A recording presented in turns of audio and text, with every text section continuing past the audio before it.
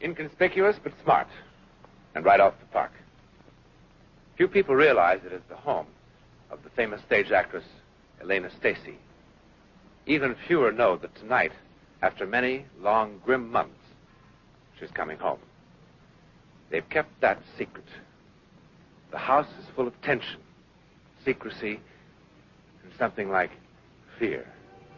Because, and let us face it, all of us fear the unknown. But more especially do those who seem to hear it calling in a voice from beyond.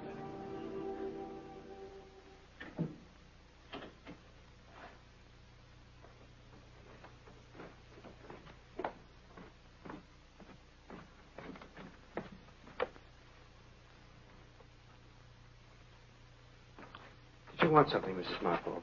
No, sir. No, unless... Oh, Mr. Stacy, if you've changed your mind, I can take care of the room in no time. I can have everything packed away and out of sight before she gets here. Thank you, no, Mrs. Marple. We have to leave that up to her.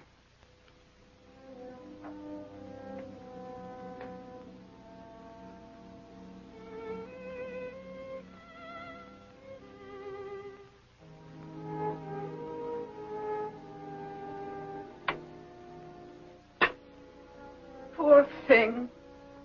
Poor thing. Please, Mrs. Marple. I'm sorry, sir. Forgive me. I'm sure you know best. I'll go see about the table. I had Mary clean all the good silver, and there's some fresh flowers. Now, wait. Mrs. Marple, I thought I'd explained it to you. There's to be no fuss. This is nothing special about tonight. Look, forget the dining room altogether. We'll have dinner in here by the fire, the way we have a million times. You see, it's to be a night like any other night. Just as though nothing had ever happened. You understand? Yes, sir. As if nothing had ever happened.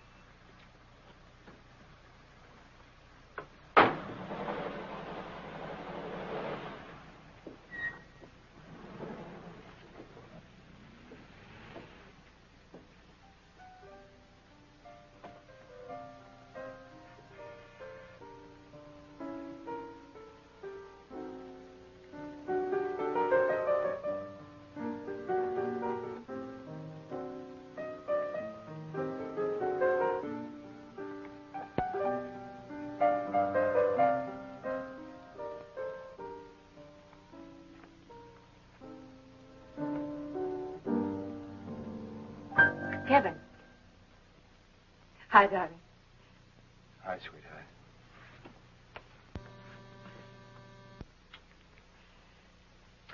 Lovely out. Autumn. Did you notice? The leaves falling and... Oh, a fire. How nice. I thought you might enjoy having dinner by the fire. Wonderful. Though I'm not too hungry. Are you? Not too.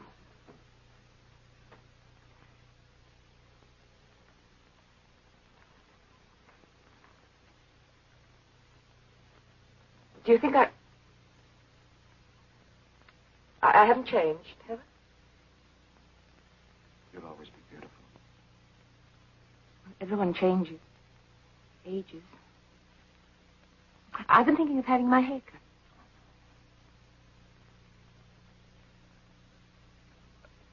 cut. Mrs. Marple. Mom, it's so good to have you home again. What are we having for dinner? Oh, a souffle, Mom, and some nice rare beef that you always used to like. And, well, Mom, it's nothing special. Oh, fine, sounds fine. And I see you've arranged to put us in here. Yes, Mom. I'll do that, Miss Marple.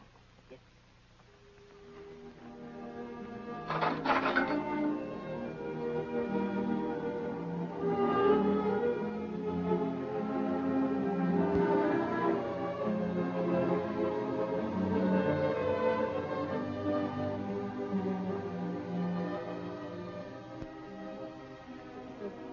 This material has held up quite well, hasn't it? Well, perhaps it is a little faded. I hadn't thought it would fade. Maybe I should get a damask in a little darker shade. Or do you think that would be a mistake? What are you talking about?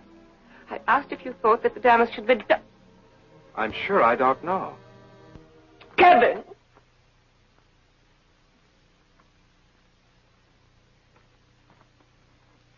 are we doing? It couldn't matter less to me. What curtains, what material. This just won't work. This insane little game we're playing. What game? I'm sorry. All right, Elena. I said insane game. It's just a phrase, but you know what I meant. But you said, your last visit, you promised that when I came home, we'd act as though nothing had happened. I was a fool. Your doctor would be the first to agree. Don't you see why it won't work? Because it is an act. Because we're two strangers trying to pretend that nothing has happened. That there's been no tragedy, no loss. There's nothing for us to forget.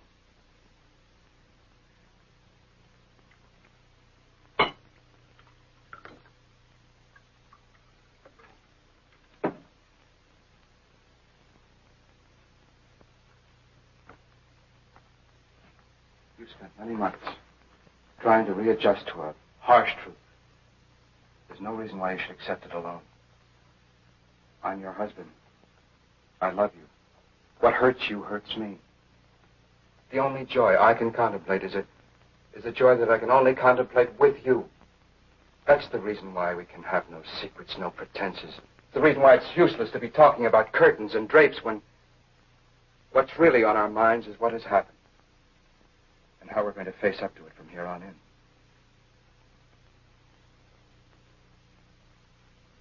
You're right, Kevin. Excuse me. Oh, that's quite all right. Mrs. Marvel, go right ahead. I'm going upstairs. Change. You do that. Hey. It's going to be all right. You'll see.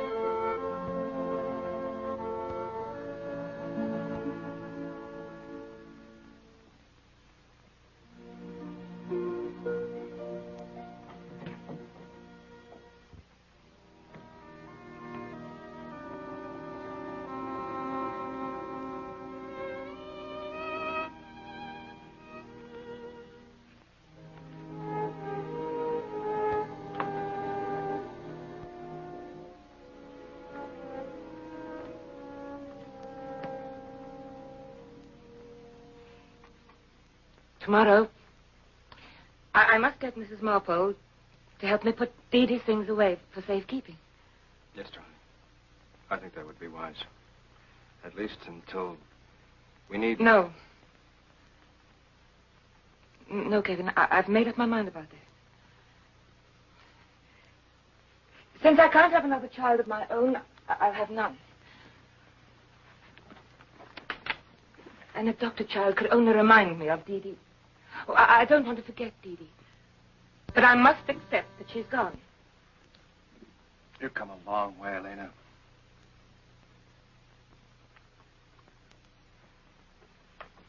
I am better.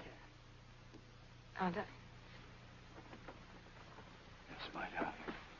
Yes.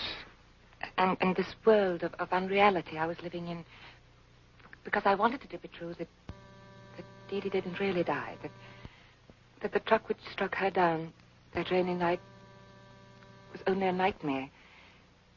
That delusion won't come back, will it? It won't haunt me anymore. No, Elena. No more. Oh, I've missed you so. Oh, darling, I've missed you too. Tonight, we celebrate. I've got the biggest bottle of champagne you've ever seen on ice. You're home again. I'll be right back.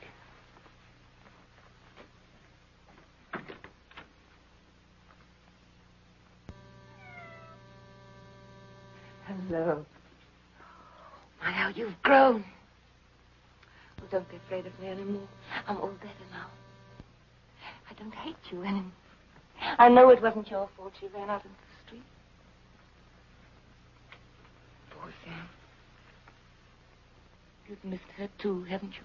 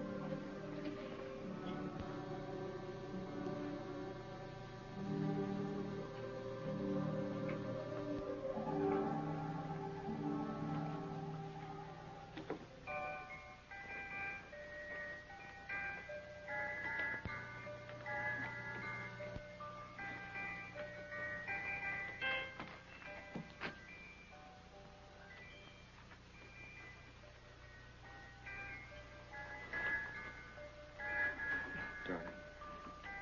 Are you all right? Yes. Just silly. I thought I heard... I'm fine. Of course you are. Of course you are.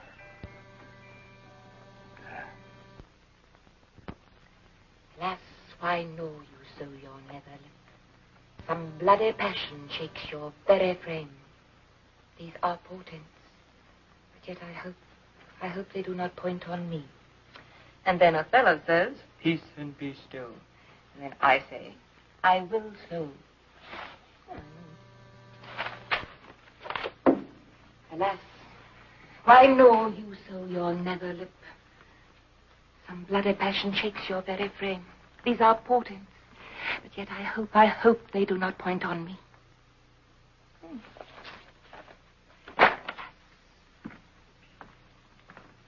Hi, sweetheart. Hi, darling.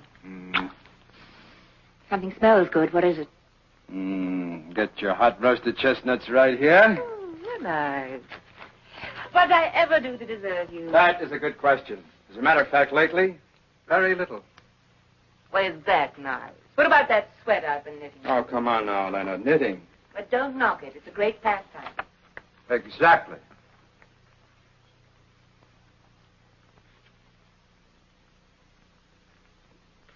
Please. Kevin, don't ask me again. I can't do it, really. I can't. Why can't you? You're absolutely brilliant in the part at Stratford. No one's forgotten you yet. That was years ago. Before Dee. You know very well you watch the mail like a hawk, waiting for a good play. Any play. Any play except the play I'm doing. You know very well why I've put off casting. I know why. And it isn't because you can't find a dozen other actresses better suited. I don't want a dozen other actresses. You'll be marvelous. No. Something else will turn up. I couldn't do it to you. Your whole future's wrapped up in this production. I can't let your pity for me... Pity? What are you talking about? I need you. Can you honestly trust me? What if I lost my grip like before? What if I became ill again and let you down? You won't. You won't. You make me feel so sure. Don't think I don't understand what you're doing. You don't need me. I need the chance, like therapy. Like the time that horse threw me and you made me get back. No more talk. You're going to be in rehearsal tomorrow morning. Back talk.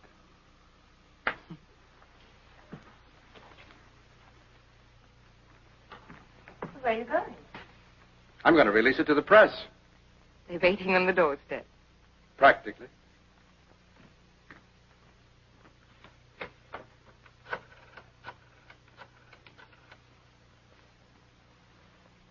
Hello, Harmon. Yes, she's responded to it just beautifully. Yes, she's very excited about it. Yes, she's accepted. Now we can pull all the plugs on publicity. Yes, by all means. Mama. Look, first off, I want you to get a hold of Wilson and Leonard Lyons. Mama. Mama. Oh, that's brilliant. Mama. Yes, of course. Say something like, Mama. Elena Stacy, Don't you hear? next triumphant return to the stage, and Othello, Shakespeare's immortal tragedy. Mama. Yes, of Mama. course. Mama. Mama. And you can take it from there. You can go on and just soup it up and give it a real whiz-bang campaign. Mama. Yes, of course.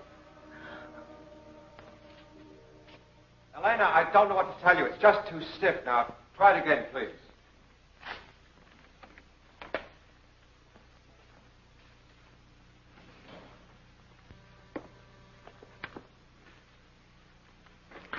Why, sweet Othello? Devil! I have not deserved this. Oh, devil, devil.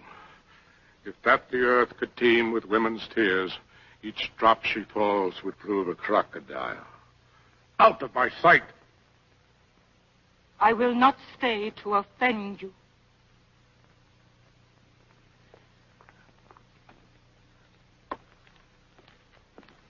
Kevin, can I take 5 minutes? Fine, darling. Why, I think that's the right level. The way we discussed it at lunch, I think it's proof that we've really got something. All right.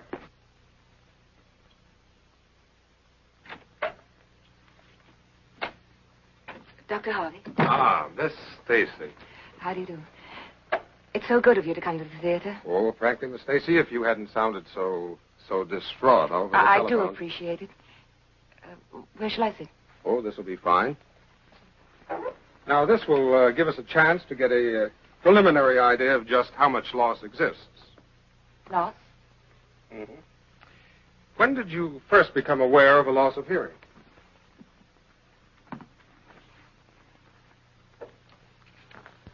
Well, Doctor, I don't really have any trouble hearing.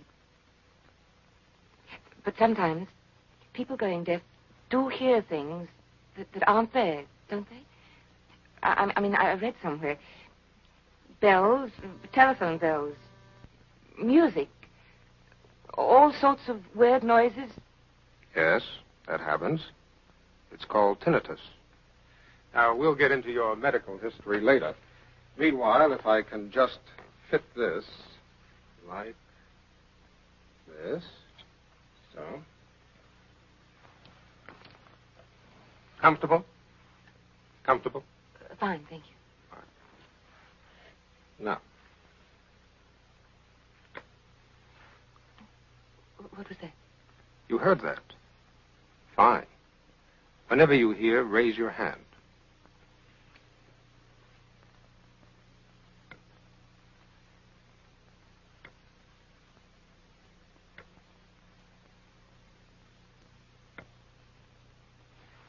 I didn't hear anything.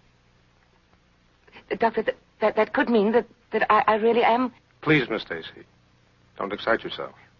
You didn't hear a tone that time because there was none. I tricked you. Now, once more, please.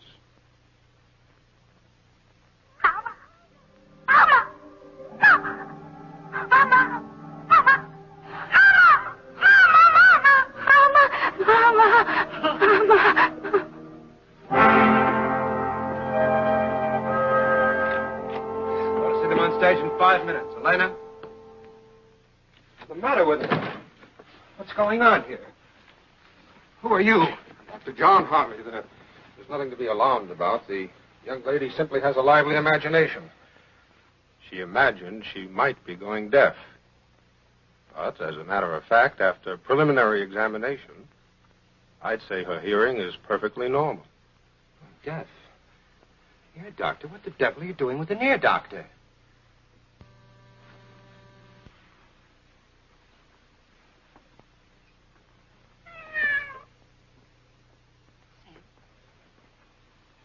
I'm going to be all right.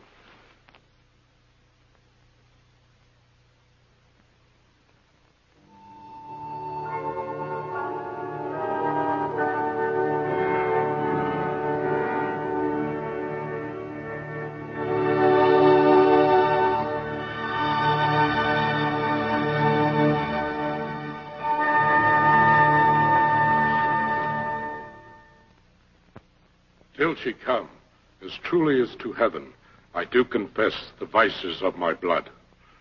Her father loved me, oft invited me, still questioned me the story of my life.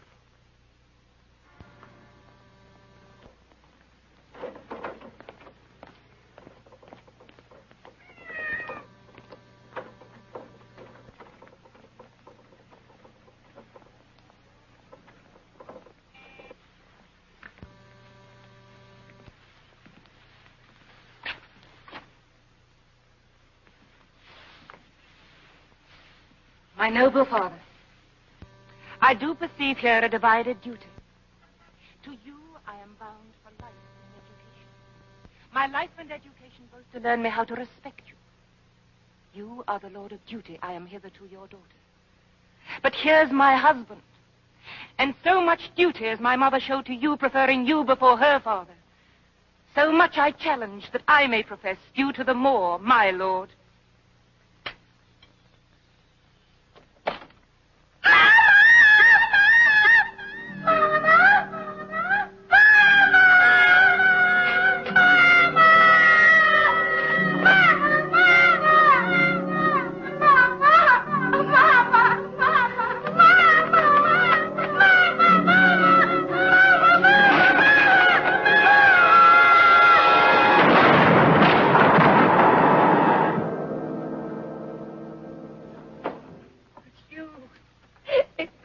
All this time, it was you. It was you. It was you. It was you. Oh, it was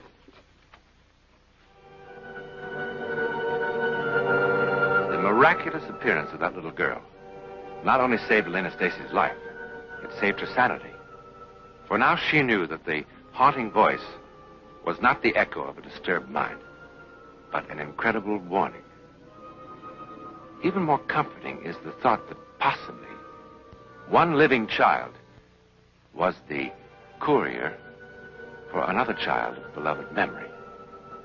In any event, the psychic phenomenon we have just seen is called clairaudio, which means the hearing rather than the seeing of things that have yet to happen.